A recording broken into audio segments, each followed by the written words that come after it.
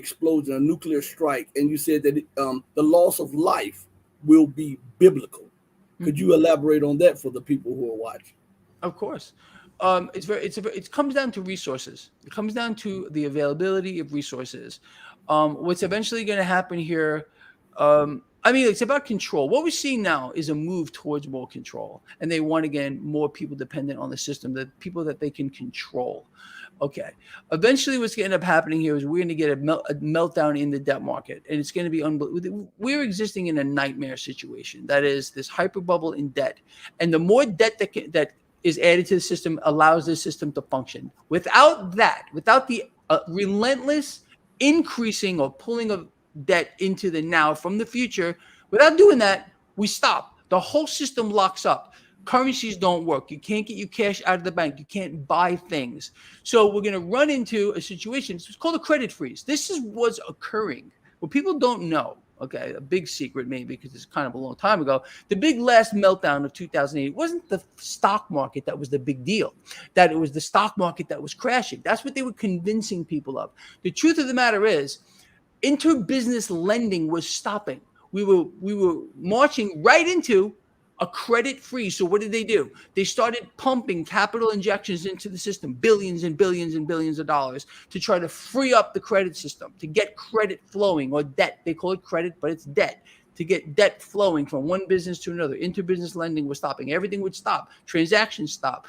ATM cards don't work. Credit cards don't work. Nothing. That was the real issue why we got the capital injections into the system to try to free it up. Now, the system is so much more toxic than it was then. I don't even know if they could even do it. And even if they tried, it would create runaway inflation on an unprecedented scale. We already have a situation where central banks have flooded the world with trillions and trillions and trillions and trillions and trillions of dollars at face value, not even talking about derivatives associated with that. That's a whole other talk. But again, a credit freeze would occur. Transactions would stop. Resources would the stores would get cleaned out no matter about hours. You see what happens before a big storm, right? Everyone goes out, they clean off the shelves. Well, if people started to realize the system is locking up and their currency is becoming worthless, or it's not, they would start to riot. They would run through the streets. And I think people would unfortunately they would revert into a primal state. And imagine, like, I can't feed my kids. I can't get food. But my neighbor has some kids and has food in their house. I'm going to get it from them. And most people are armed these days. So it would turn into a bloodbath on an unprecedented scale. But the thing is, we're going to run into a resource problem on a biblical level, and people are going to die. People are going to kill each other. It'll be absolute pandemonium. And this would be the best way. And I think this is what they're going to do. The best way to exert maximum control on the people, exert martial law or whatever they have to do, because, out of chaos comes order. Okay. And that's what they would do. Allow chaos to manifest itself on a grand scale.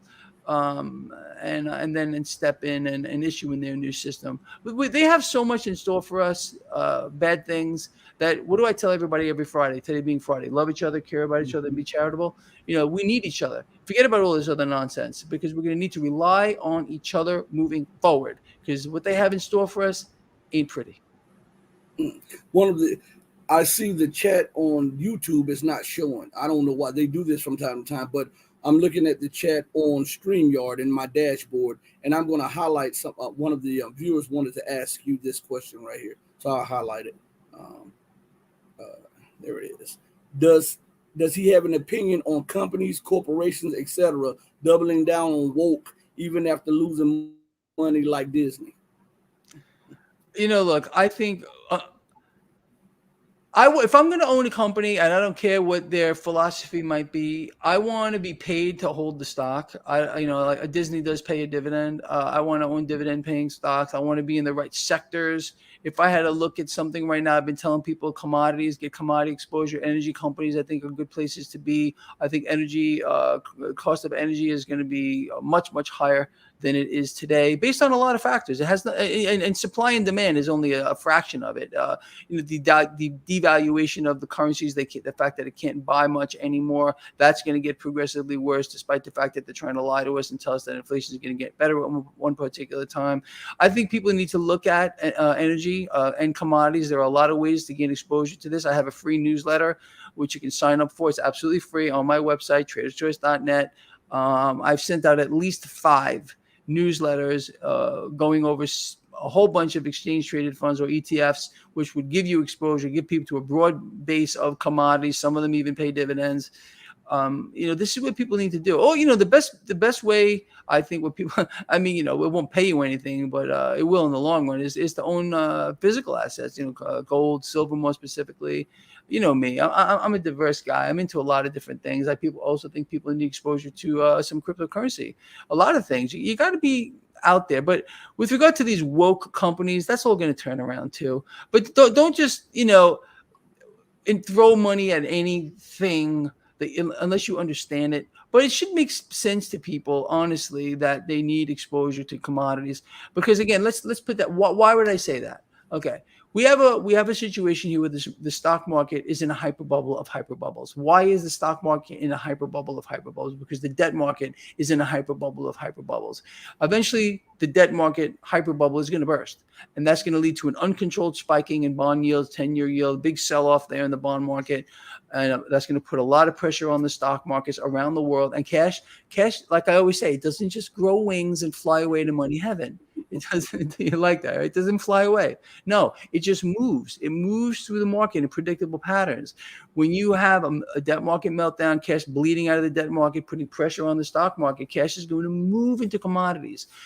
Generally, markets run into cycles: risk on, meaning stocks; risk off, meaning commodities. Generally, this is what happens, but we don't get that anymore. It's kind of a one-way ticket higher, and that is only because, again, the Federal Reserve in this case, central banks in this case, pumping the debt market, keeping rates suppressed, trying to keep that doorway open for the stock market to go higher and higher and higher. They know what they're doing, and they're doing this because they realize, just like last time, it's going to turn around. What do we have? We had the super banks like Goldman Sachs betting against their own clients when the market went down. Would they pay a measly $6 billion fine? You got to be kidding me. They probably made 20, 50 times that betting against their own clients. So they know they're going to get caught, but what are they going to do? Are they going to put really a CEO of one of these super banks in jail? It'll never happen. The CEO of a Wall Street bank is probably the most powerful person in the world, next to the Federal Reserve chair, who is the most powerful person in the world.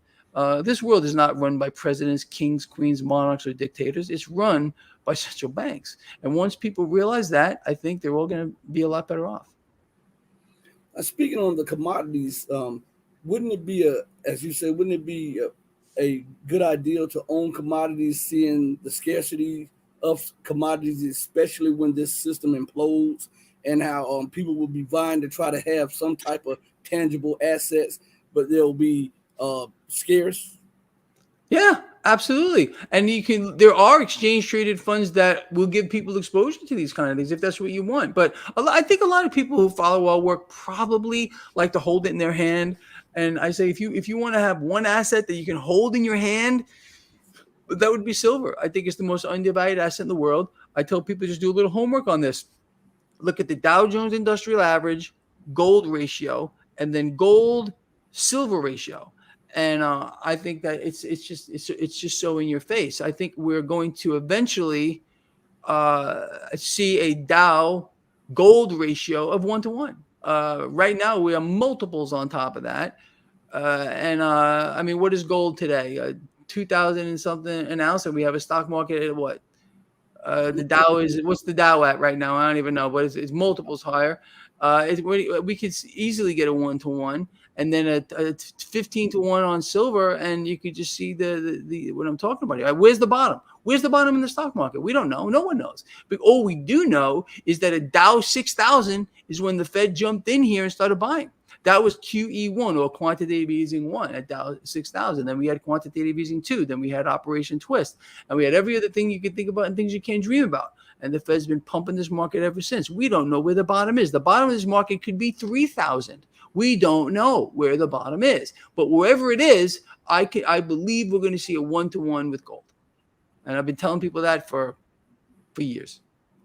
Well, how long do you think that they can suppress gold and silver, being that now the London Gold Exchange is losing its position as the BRICS nations have their own gold exchange and commodity based system. How long can the West dominated fiat system continue to maintain itself and suppress commodity prices? Well, that's an interesting question. I mean, we have to see what the BRICS nations are going to do. Are they actually going to back the currency with gold? And if they did, they would have to revalue it. I mean, there's not enough gold, so they'd have to revalue gold much, much higher than it is. It's a question that needs to be answered, and we need to see how that's going to play out moving forward here. I think it's a direct threat, and obviously, I think the U.S. dollar is under multiple front threat or attack right now, rightly so.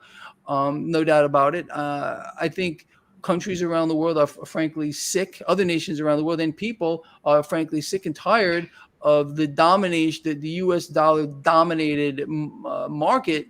And with the central bank that's doing nothing but inflate, sucking the purchasing power out of the dollar.